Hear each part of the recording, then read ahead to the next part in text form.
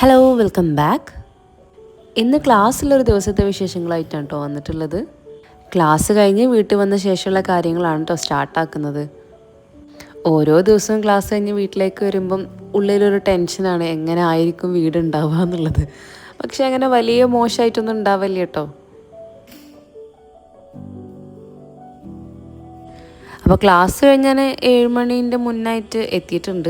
ഇപ്പോൾ സമയം ഏകദേശം 8 മണി കഴിഞ്ഞു കേട്ടോ. വന്ന് മറ്റുള്ള കാര്യങ്ങളൊക്കെ കഴിഞ്ഞ് കുറച്ച് നേരം ഇങ്ങനെ കിടന്ന് കുട്ടികളെ കൂടെ ഒക്കെ ഒന്ന് ഇരുന്ന് ഒക്കെ കഴിഞ്ഞതിന് ശേഷമാണ് ഞാനിപ്പോൾ കിച്ചണിലേക്ക് കയറിയത്. അപ്പോൾ ഇന്ന് നമ്മൾ ഉച്ചയ്ക്ക് ലഞ്ചും കാര്യങ്ങളൊന്നും ഉണ്ടാക്കിയിട്ടുണ്ടായിരുന്നില്ല. ഞാൻ നൂഡിൽസാണ് കൊണ്ടുപോയിട്ടുണ്ടായിരുന്നത് കേട്ടോ. പിന്നെ ഇവിടെ ഞാൻ പല വീഡിയോസിനും പറഞ്ഞിട്ടുണ്ട്, ഞാൻ ലഞ്ചും കാര്യങ്ങളൊന്നും സ്ഥിരമായിട്ട് ഉണ്ടാക്കാത്തത് എന്താണെന്ന് വെച്ചാൽ കുട്ടികളൊന്നൊക്കെ എൻ്റെ വീട്ടിലോ അല്ലെങ്കിൽ ഹസ്ബൻഡിൻ്റെ വീട്ടിലോ ആണ് ഉണ്ടാവുക. അപ്പോൾ പിന്നെ അവരവിടെ നിന്നായിരിക്കും ഫുഡ് കഴിക്കുക. അവർക്ക് വേണ്ടിയിട്ട് ഞാൻ എന്തെങ്കിലും ഉണ്ടാക്കിയിട്ട് കാര്യമില്ല. പിന്നെ എനിക്കും ഹസ്ബൻഡ് ചില ദിവസം ആവശ്യം ഉണ്ടാവില്ല. പിന്നെ അങ്ങനെ നിർബന്ധമുള്ള ആളൊന്നുമല്ല കേട്ടോ. ഹസ്ബൻഡ് തറവാട്ടിൽ നിന്നും കഴിക്കുകയൊക്കെ ചെയ്യും. അപ്പം ഞാൻ എൻ്റെ സൗകര്യം പോലെ അങ്ങനെ ഉണ്ടാക്കലാണ്. ചില ദിവസം ഉണ്ടാക്കും, ചില ദിവസം ഉണ്ടാക്കില്ല, അങ്ങനത്തെ ഒരു രീതിക്കാട്ടോ. അപ്പോൾ ഇന്നിപ്പോൾ ഞാൻ നൂഡിൽസാണ് കൊണ്ടുപോയത്. അങ്ങനെ ഫുഡൊന്നും ഉണ്ടാക്കിയിട്ടുണ്ടായിരുന്നില്ല. അപ്പം നമുക്ക് രാത്രി എന്തെങ്കിലും ഒന്ന് ഉണ്ടാക്കണം. അപ്പോൾ ആദ്യം തന്നെ ഞാൻ ഈ ഒരു ഡിഷ് റാക്ക് ഒഴിച്ച് വെക്കുകയാണ് കേട്ടോ.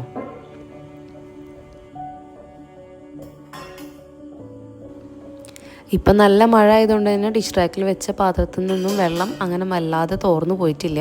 അപ്പോൾ ഒന്ന് തുണി വെച്ചിട്ടൊക്കെ തുടച്ചിട്ട് വേണം അത് എടുത്ത് വെക്കാൻ. അപ്പോൾ ആദ്യം അവിടെ നിന്ന് എടുത്ത് ഇവിടെ കൊണ്ടുവന്ന് വെക്കും. പിന്നെ സോർട്ട് ചെയ്തിട്ട് ഓരോ കബോർഡിൻ്റെ അടുത്തായിട്ട് കൊണ്ടുവന്ന് വെക്കും. പിന്നെ സ്റ്റെപ്പായിട്ട് അതിൻ്റെ ഉള്ളിലേക്ക് എടുത്ത് വെക്കും. അങ്ങനെയാണ് ഞാൻ ചെയ്യൽ. കാരണം മൊത്തത്തിൽ ഇങ്ങനെ ഓരോന്നും കറക്റ്റ് സ്ഥാനത്തേക്ക് കൊണ്ടുവരാൻ നിൽക്കുമ്പം ഒരു മടുപ്പാണ് അത് ആലോചിക്കുമ്പോൾ. ആദ്യം അവിടെ നിന്ന് എടുത്ത് സ്ഥലം മാറ്റും, പിന്നെ അവിടെ നിന്ന് എടുത്ത് ഉള്ളിലേക്ക് വെക്കും. അങ്ങനെയൊക്കെയാണ് ചെയ്യൽ. കാരണം ഇഷ്ടമില്ലാത്ത പരിപാടികൾ നമുക്ക് എങ്ങനെയെങ്കിലുമൊക്കെ ചെയ്ത് തീർത്തല്ലേ പറ്റൂലേ. ഇതുപോലെ തന്നെ കേട്ടോ എൻ്റെ ലോണ്ട്രീൻ്റെ കാര്യം. അലക്കാനിടാനും അലക്കിയത് വിരിക്കാനും വലിയ പാടില്ല. പക്ഷേ അത് മടക്കി തിരിച്ച് അലമാരയിലേക്ക് വെക്കാനാണ് ഭയങ്കര ബുദ്ധിമുട്ട് കേട്ടോ.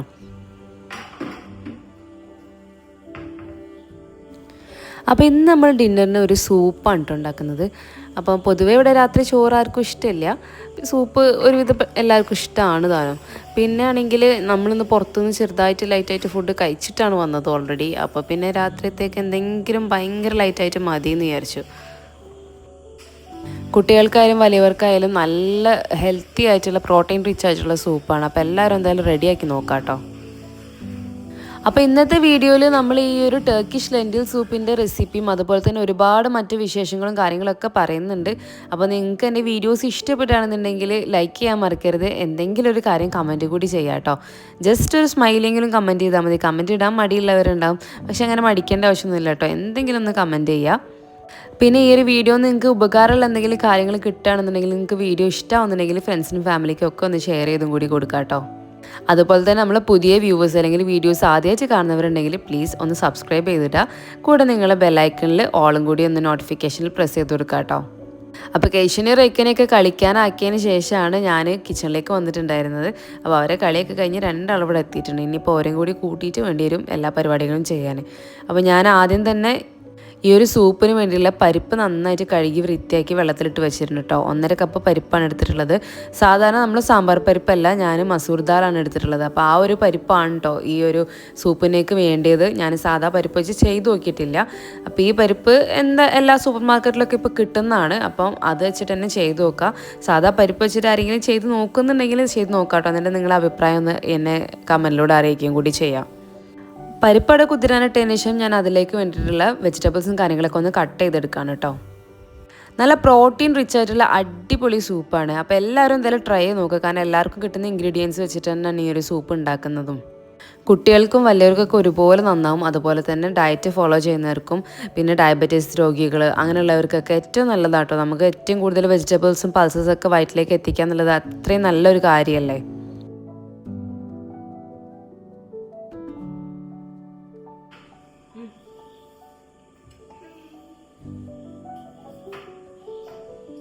ഇപ്പം നല്ല ടൈറ്റ് ഷെഡ്യൂളാണ് കേട്ടോ. ആദ്യമൊക്കെ കുറച്ച് ബുദ്ധിമുട്ട് തോന്നിയിട്ടുണ്ടായിരുന്നു, പക്ഷേ ഇപ്പോൾ ഞാൻ ഓൾമോസ്റ്റ് അഡാപ്റ്റഡ് ആയിട്ടുണ്ട് കേട്ടോ. അപ്പോൾ എന്നെ അടുത്തറിയുന്ന എൻ്റെ അടുത്ത ഫ്രണ്ട് സർക്കിളിലെ കുറച്ച് ആൾക്കാരൊക്കെ എൻ്റെ അടുത്ത് എപ്പോഴും ചോദിക്കുന്ന ഒരു ചോദ്യമാണ്, എങ്ങനെയാണ് എല്ലാം കൂടി നീ മാനേജ് ചെയ്ത് കൊണ്ടുവന്നതെന്നുള്ളത്. ഈ വീട്ടിലത്തെ കാര്യങ്ങളും കുട്ടികളുടെ കാര്യങ്ങളും അതുപോലെ തന്നെ ഇപ്പോൾ ക്ലാസ്സിന് പോകുമ്പോൾ പഠിത്തത്തിൻ്റെ കാര്യം, പിന്നെ അത് യൂട്യൂബ്, പിന്നെ ഇതിൻ്റെ കൂടെ തന്നെ ഞാൻ ചെറിയ രീതിയിൽ റീസെല്ലിങ്, ക്ലോത്ത്സിൻ്റെ എല്ലാം കൂടി എങ്ങനെ മാനേജ് ചെയ്ത് കൊണ്ടുവന്നു എന്നുള്ളത് ഒരുപാട് പേരെൻ്റെ അടുത്തറിയുന്ന ആൾക്കാരൊക്കെ ചോദിക്കുന്നൊരു ചോദ്യമാണ്. അപ്പോൾ അവരുടെ അടുത്തൊക്കെ ഞാൻ പറയലുണ്ട് അങ്ങനെ ചെയ്തു പോവാണ് എന്നുള്ളത്. അപ്പോൾ എനിക്ക് പറയാനുള്ളത് എന്താ വെച്ചാൽ, നമുക്ക് ചെയ്യണം എന്നുണ്ടെങ്കിൽ എല്ലാത്തിനും നമുക്ക് സമയം ഉണ്ടാവും, നമ്മളെ ഇൻട്രസ്റ്റ് പോലെ ഇരിക്കും എന്നുള്ളതാണ്. ഈ പറയുന്ന ഞാൻ തന്നെ ഒന്നും ചെയ്യാണ്ട് മടിച്ചിട്ട് 1, 2, 3 വർഷം കളഞ്ഞ ഒരാളാണ്. നമ്മളെ നന്നാക്കാനും നമ്മൾ മതി, നമ്മളെ ചീത്തയാക്കാനും നമ്മൾ തന്നെ മതി. നമ്മൾ തന്നെ വിചാരിച്ചാലാണ് എല്ലാ കാര്യങ്ങളും റെഡി ആവുള്ളൂ കേട്ടോ.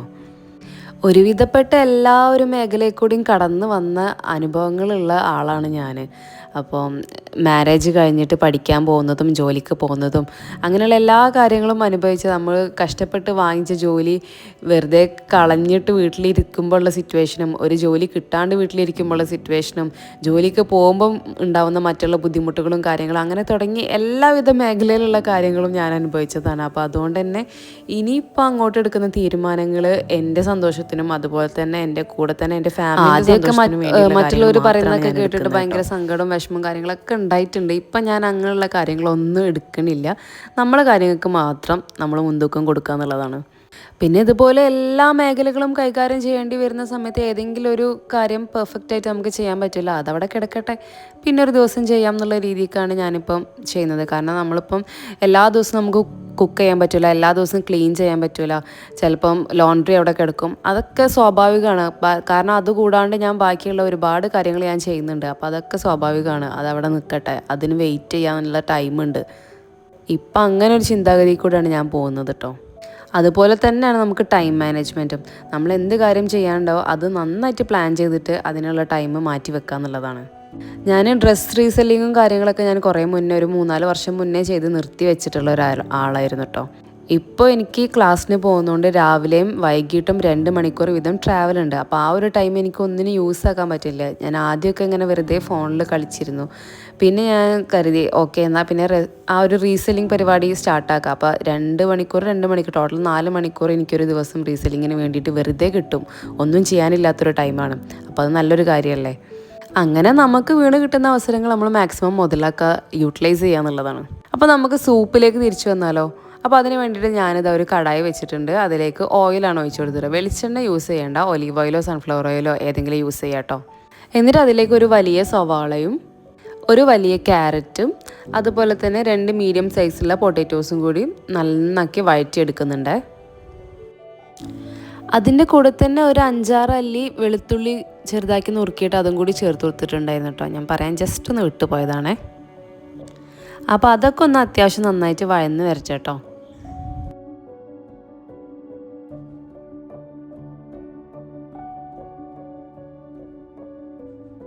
ഇനി ചെറുതായിട്ടൊന്ന് വഴണ്ട് വന്നാൽ നമുക്കതിലേക്ക് മസാലപ്പൊടികളൊക്കെ ആഡ് ചെയ്യാം. അപ്പോൾ ആദ്യം തന്നെ കുറച്ച് മഞ്ഞൾപ്പൊടി കേട്ടോ, ഒരു 1-2 പിഞ്ച് മഞ്ഞൾപ്പൊടി ചേർത്താൽ മതി, ഓവർ വേണ്ട. അതുപോലെ തന്നെ ഒരു 1/4 ടീസ്പൂൺ മുളക് പൊടി, അതും എരിവിന് വേണ്ടിയിട്ട് മാത്രം. പിന്നെ സൂപ്പായതുകൊണ്ട് നമുക്ക് ഒരുപാട് സ്പൈസി ആക്കേണ്ട ആവശ്യമില്ല കേട്ടോ. അതുപോലെ തന്നെ 1/4 ടീസ്പൂൺ കുരുമുളക് പൊടിയും കൂടി ചേർക്കുന്നുണ്ട്. പിന്നെ കുറച്ച് പാപ്രിക്ക പൗഡർ ചേർക്കുന്നുണ്ട് കേട്ടോ. അപ്പോൾ ഇത് ഓപ്ഷണലാണ്, ഉണ്ടെങ്കിൽ മാത്രം ചേർത്താൽ മതി. പിന്നെ ഞാൻ എപ്പോഴും പറയുന്ന പോലെ തന്നെ പാപ്രിക്ക പൗഡർ, പിസ്സ ഹെർബ്സ് അങ്ങനെയുള്ള കാര്യങ്ങളൊക്കെ നമുക്ക് ചെറിയ ബോട്ടിൽ ജസ്റ്റ് 60 റുപ്പീസ് 70 റുപ്പീസിൻ്റെയൊക്കെ ബോട്ടിൽസ് വാങ്ങിക്കാൻ കിട്ടും. അപ്പോൾ അതൊക്കെ വാങ്ങിച്ച് വെച്ചാൽ ഇതുപോലെ ഒരുപാട് റെസിപ്പീസിലേക്ക് നമുക്ക് യൂസ് ചെയ്യാം കേട്ടോ. ഇനി ഇതിലേക്ക് മൊത്തത്തിലേക്ക് ആവശ്യം വേണ്ടിയിട്ടുള്ള ഉപ്പും ഞാൻ ചേർക്കുന്നുണ്ട്.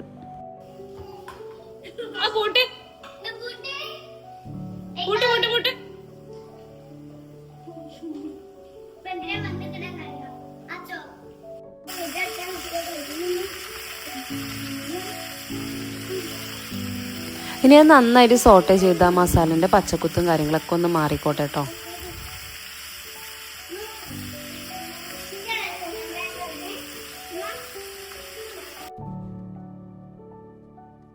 മസാലേൻ്റെ പച്ചമണമൊക്കെ മാറിക്കഴിഞ്ഞാൽ അതിലേക്ക് 2 മീഡിയം സൈസിൽ തക്കാളി ചെറുതാക്കിയിട്ട് നുറുക്കിയിട്ട് അതും കൂടി ചേർത്ത് കൊടുക്കുന്നുണ്ട്.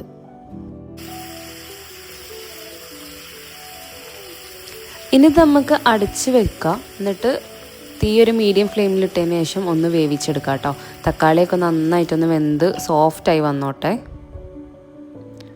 അപ്പോൾ ഇതാ കുറച്ച് സമയം കഴിഞ്ഞപ്പം ഇടയ്ക്ക് ഞാനൊന്നിങ്ങനെ ഇളക്കി നോക്കുന്നുണ്ട് കേട്ടോ. അടി പിടിക്കാതെ ശ്രദ്ധിക്കണം, കാരണം നമ്മളിതിൽ വെള്ളമൊന്നും ഒഴിക്കുന്നില്ലല്ലോ, വെജിറ്റബിൾസ് മാത്രമല്ലേ ഉള്ളൂ.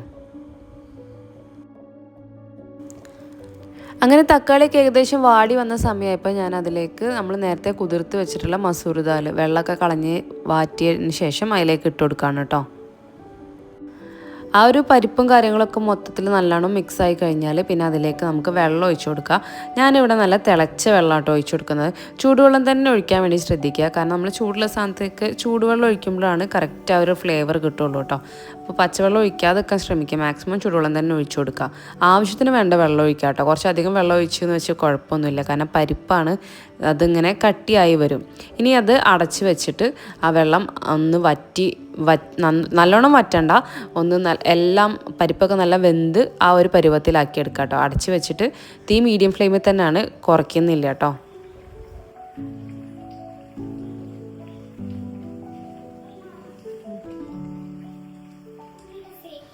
ഇടയ്ക്കിടയ്ക്ക് ഇളക്കി കൊടുക്കാനും അതുപോലെ തന്നെ വെള്ളം ചെക്ക് ചെയ്യാനും മറന്നു പോകരുത്.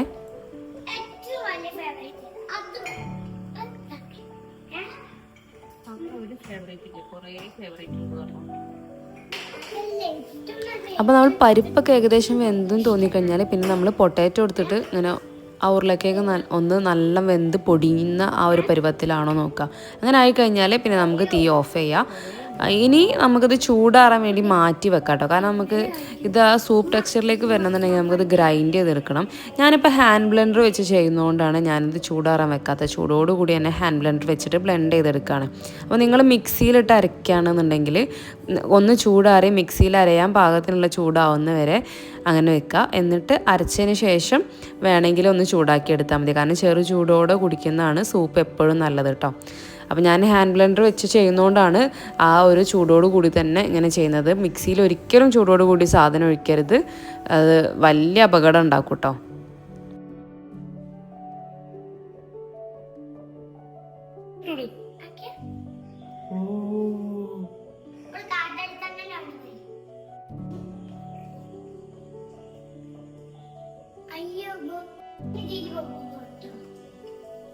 അപ്പോൾ നമ്മളെ സൂപ്പ് ഇവിടെ നല്ല സെറ്റായിട്ടുണ്ട്, നല്ല തിക്കായിട്ടുള്ളൊരു സൂപ്പാണ്. അപ്പോൾ അതുകൊണ്ട് തന്നെ നല്ല ഫില്ലിങ്ങും ഉണ്ട്. അപ്പോൾ നമുക്ക് എക്സ്ട്രാ ബ്രെഡോ കാര്യങ്ങളോ ഒന്നും വേണ്ട ആവശ്യം തന്നെ ഇല്ല. വേണമെന്നുണ്ടെങ്കിൽ കുഴപ്പമൊന്നുമില്ല കേട്ടോ. പക്ഷേ ഇതിൻ്റെ പരിപാടികൾ കഴിഞ്ഞിട്ടില്ല, നമുക്ക് ഇതിൻ്റെ മേലെ ചെറുതായിട്ട് ഒരു ഗാർണിഷിങ് പരിപാടിയും കൂടി ഉണ്ട് കേട്ടോ. അതുകൂടി ഉണ്ടാകുമ്പോഴേ ഈ ഒരു സൂപ്പ് കംപ്ലീറ്റ് ആവുള്ളൂ. അപ്പോൾ അതിൻ്റെ ഇടയ്ക്ക് ഞാൻ ഈ ഒരു ഹാൻഡ് ബ്ലെൻഡർ കൈയോടൊന്ന് കഴുകി വെക്കട്ടെ, അതല്ലാന്നുണ്ടെങ്കിൽ ഉണങ്ങി പിടിച്ച് കഴിഞ്ഞാൽ പിന്നെ ക്ലീനാക്കാൻ ബുദ്ധിമുട്ടാണ്.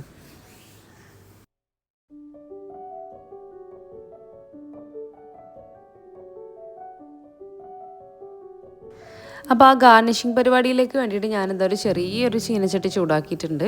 അതിലേക്ക് 2 ടേബിൾ സ്പൂൺ ബട്ടറാണ് ചേർത്ത് കൊടുക്കുന്നത് കേട്ടോ.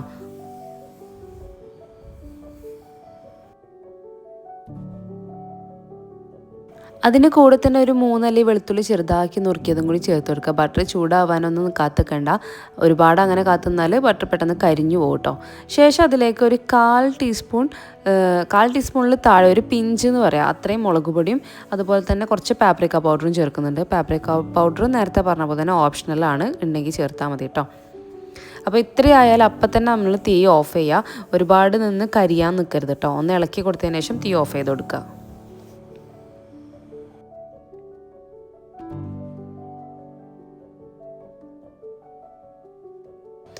ഇനി നമുക്ക് സൂപ്പ് സെർവ് ചെയ്തതിന് ശേഷം അതിന് മേലേക്ക് ജസ്റ്റ് ഒരു കുഴി പോലെ ഉണ്ടാക്കി ഈ ഒരു ഗാർണിഷിങ്, ഈ ഒരു ഓയിൽ അതിന് മേലേക്ക് ഒഴിച്ചു കൊടുക്കുക കേട്ടോ.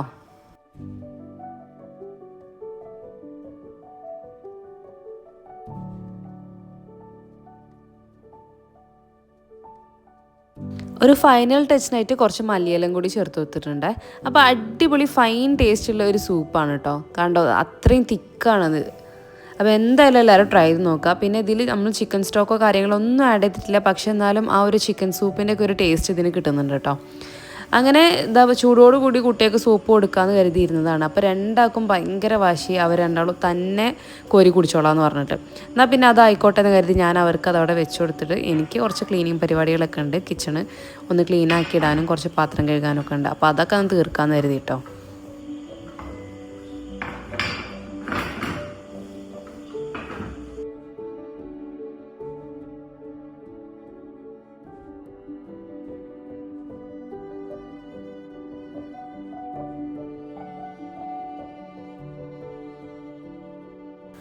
പിന്നെ എനിക്ക് നിങ്ങളോട് പറയാനുള്ള വേറൊരു കാര്യമാണ് നമ്മൾ ഗിവ് അവേൻ്റെ കാര്യം കേട്ടോ. അപ്പോൾ ഞാൻ കഴിഞ്ഞ വീഡിയോയിൽ ഗിവ് അവേൻ്റെ കാര്യം പറഞ്ഞിട്ടുണ്ടായിരുന്നു. അപ്പോൾ എനിക്ക് ആകെ കുറച്ച് റെസ്പോൺസൊക്കെ കിട്ടിയിട്ടുള്ളൂ ആ കാര്യത്തിൽ. അപ്പോൾ ഞാനിങ്ങനെ എന്താ പറയുക, പോസ്റ്റ്പോൺ ചെയ്യണമെന്ന് കരുതി ഇങ്ങനെ നിൽക്കുന്ന സമയത്താണ് കഴിഞ്ഞ ദിവസം ഒരു വീഡിയോൻ്റെ താഴെ ഒരാൾ ഗിവ് അവേൻ്റെ കാര്യം ചോദിച്ചത്. അപ്പോൾ ഞാനത് ഒഴിവാക്കിയിട്ടൊന്നുമില്ല. ഇൻഷാ അല്ലാഹ് നമുക്ക് നെക്സ്റ്റ് കമ്മിങ് ആയിട്ടുള്ള വീഡിയോയിൽ അതിൻ്റെ ഡീറ്റെയിൽസും കാര്യങ്ങളൊക്കെ ഞാൻ പറഞ്ഞു തരാം കേട്ടോ. അപ്പോൾ ഇനി വരുന്ന അടുത്ത ആ ഒരു വീഡിയോയിൽ നമുക്ക് ഗിവ് അവേൻ്റെ ഡീറ്റെയിൽസൊക്കെ ഞാൻ സെറ്റാക്കി തരാം. അങ്ങനെ എൻ്റെ പരിപാടികളൊക്കെ കഴിഞ്ഞ് തിരിച്ച് വന്ന് നോക്കിയപ്പോൾ ഇതാണ് അവസ്ഥ. ഇവിടെ ആ ഒരു സൂപ്പ് വെച്ചിട്ട് മറ്റേ ബ്ലൂ കളർ വേറെ അറിയോ അതൊക്കെ കളിക്കുകയാണ്. ഭയങ്കര കളിയിലാണ് കേട്ടോ. ഒരാൾ കളിക്കുന്നുണ്ട്, മറ്റാളത് നോക്കി നിൽക്കുന്നുണ്ട്.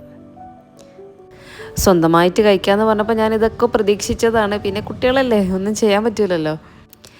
പിന്നെ അവിടെ തന്നെ നിന്ന് രണ്ടാളെ ഇങ്ങനെയൊക്കെ നിർബന്ധിച്ച് വീണ്ടും 2-3 സ്പൂണൊക്കെ കോരി കൊടുത്ത് ഞാൻ. അതിനുശേഷം അവിടെയൊക്കെ ക്ലീനാക്കി അവർ രണ്ടാളെ ഉറക്കിയതിന് ശേഷം പിന്നെ അപ്പോഴത്തേക്കും ഹസ്ബൻഡ് വന്നപ്പോൾ പിന്നെ ഞങ്ങൾ രണ്ടാളും കൂടി ഞങ്ങളും ഫുഡൊക്കെ കഴിച്ച് പിന്നെ അങ്ങനെ കിടക്കാട്ടോ ചെയ്തത്. അന്ന് പിന്നെ പ്രത്യേകിച്ച് വേറെ ഒന്നും കാര്യങ്ങളൊന്നും ചെയ്തിട്ടില്ല.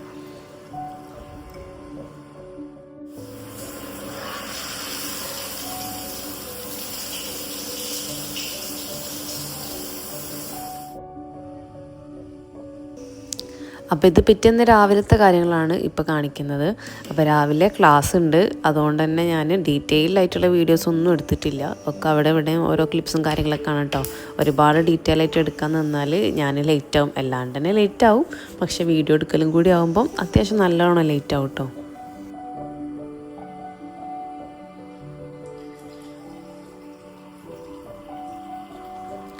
ആദ്യം തന്നെ ചായക്കുള്ള വെള്ളം വെച്ചിട്ടാണ് തുടങ്ങുന്നത്.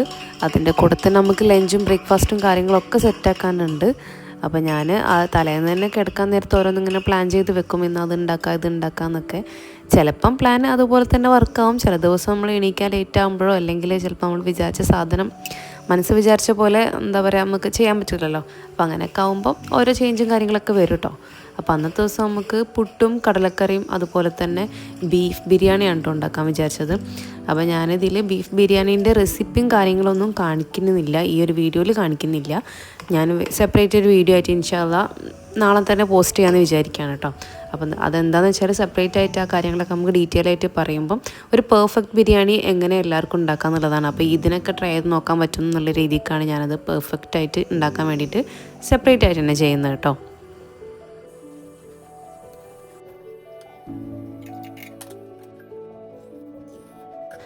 അപ്പോൾ പുട്ടിനുള്ള പൊടി ഞാൻ ചെറിയ ചൂടുവെള്ളത്തിൽ ആദ്യം തന്നെ കുഴച്ച് മാറ്റി വെച്ചിട്ടുണ്ട്.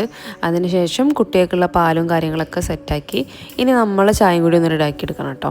അപ്പം എന്നും പാൽ അങ്ങനെയൊന്നും ഉണ്ടാവില്ല. പാൽ ഉണ്ടാവുന്നതിനനുസരിച്ച് അല്ലെങ്കിൽ എപ്പോഴെങ്കിലും വല്ലപ്പോഴൊക്കെയാണ് പാൽ ചായ ഒക്കെ ഉണ്ടാക്കുക കേട്ടോ. അധിക ദിവസം കട്ടൻ ചായ അല്ലെങ്കിൽ കട്ടൻ കാപ്പി അങ്ങനെ മാറി മാറി ഇങ്ങനെ ഇട്ടുകൊണ്ടിരിക്കും. നല്ല സൂപ്പർ ടേസ്റ്റുള്ള പാൽ ചായ കിട്ടുകയെന്നുണ്ടെങ്കിൽ നമ്മളെ ടേസ്റ്റിനനുസരിച്ചുള്ള ചായപ്പൊടി തിരഞ്ഞെടുക്കുക എന്നുള്ളതാണ് കേട്ടോ ഫസ്റ്റ് കാര്യം. ഞാൻ ഒരുപാട് ചായപ്പൊടിയൊക്കെ ട്രൈ ചെയ്ത് നോക്കിയപ്പോൾ അവസാനം ബ്രൂക്ക് ബോണ്ട് റെഡ് ലേബലിലാണ് ഫിക്സ് ആക്കിയിട്ടുള്ളത്. അതിൻ്റെ ടേസ്റ്റ് അങ്ങനെ ഒരു സ്ട്രോങ്ങും അല്ല, എന്നാൽ തീരെ സ്ട്രോങ് അല്ലാത്തൊരു അത്യാവശ്യത്തിന് വേണ്ടൊരു കടുപ്പം ആ ഒരു രീതിക്കുള്ള പൊടിയാണ് കേട്ടോ. അപ്പോൾ അത് വെച്ചിട്ടാണ് ഇപ്പോൾ ചെയ്യൽ ചായ. അങ്ങനെ ചായ സെറ്റാക്കി വെച്ചിട്ടുണ്ട്. ഇനി നമുക്ക് അടുത്തത് കടലക്കറിയിലേക്ക് കിടക്കാം കേട്ടോ. കടലക്കറിയൊക്കെ എല്ലാവരും വെക്കുന്ന പോലെ തന്നെയാണ് നമ്മളും വെക്കുന്നത്. പ്രത്യേകിച്ച് സ്പെഷ്യലായിട്ടുള്ള ഒരു സ്പെഷ്യലും കാര്യങ്ങളൊന്നും ഈ ഒരു ക്ലാസ്സുള്ള ടൈമിൽ അല്ലെങ്കിൽ പോകാനുള്ള തിരക്കിൻ്റെ സമയത്ത് ഞാൻ ചെയ്യലില്ല കേട്ടോ. ഒക്കെ പെട്ടെന്ന് ഈസി ആയിട്ട് എന്തൊക്കെ ആക്കാൻ പറ്റും അതൊക്കെ ഉണ്ടാക്കിയെടുക്കലാണ്.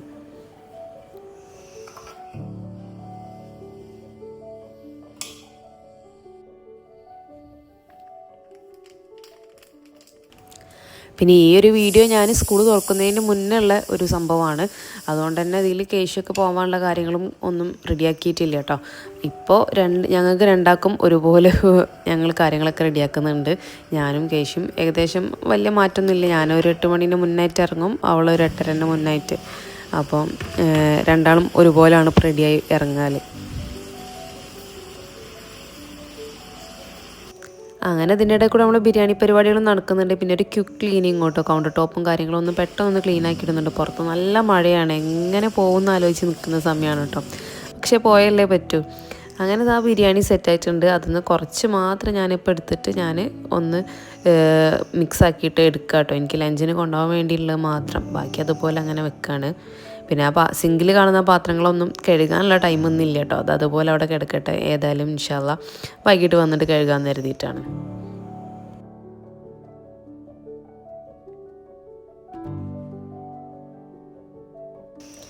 അപ്പോൾ ഈ ഒരു ബിരിയാണീൻ്റെ റെസിപ്പി ഞാൻ എന്തായാലും ഷെയർ ചെയ്യുക. കാരണം ഇതൊരു അടിപൊളി ബീഫ് ദം ബിരിയാണിയാണ് കേട്ടോ. എല്ലാവർക്കും ഒരുപോലെ ഉണ്ടാക്കാൻ പറ്റുന്നൊരു ബിരിയാണീൻ്റെ റെസിപ്പിയാണ്. ഏത് ബിഗിനേഴ്സിനായാലും കുറച്ച് ടിപ്സും കാര്യങ്ങളൊക്കെ ഉണ്ട്. അതൊക്കെ ഒന്ന് ഫോളോ ചെയ്ത് കഴിഞ്ഞാൽ നല്ല സൂപ്പർ പെർഫെക്റ്റ് ബിരിയാണി എല്ലാവർക്കും ഉണ്ടാക്കാൻ പറ്റും കേട്ടോ. അപ്പോൾ എന്തായാലും ഞാൻ റെസിപ്പി നാളെ തന്നെ ഷെയർ ചെയ്യാമെന്നാണ് വിചാരിക്കുന്നത്. നിങ്ങൾക്ക് ഇതിനൊക്കെ ഉണ്ടാക്കി നോക്കാമല്ലോ.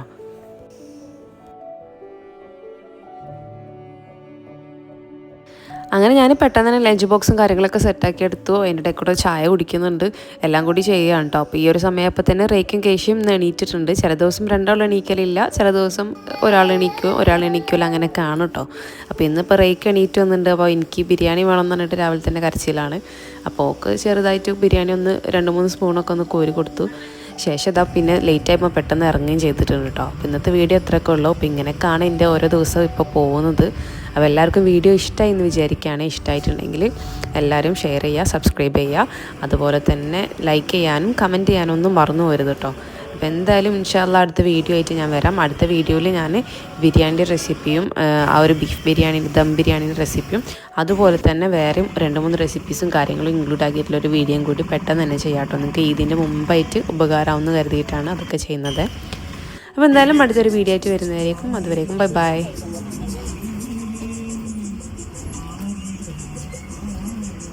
Come, come, come, come, come, come, come, come, come, come, come, come,